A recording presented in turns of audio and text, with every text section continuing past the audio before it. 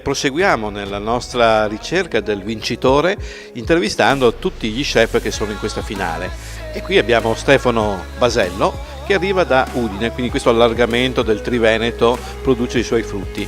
E mi dicevi prima che il baccalà è già un vostro piatto, lo lavorate già tradizionalmente. Questa volta vi siete superati ovviamente.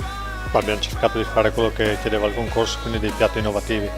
Quindi in questo caso abbiamo fatto comunque, siamo partiti dalla tradizione, quindi un baccalà è uno stoccafisso mantecato e con questo poi siamo andati a creare il gelato. E poi abbiamo utilizzato le parti che magari si conoscono di meno o meno utilizzate, quindi le guance del baccalà che sono state fritte in una tempura di birra friulana.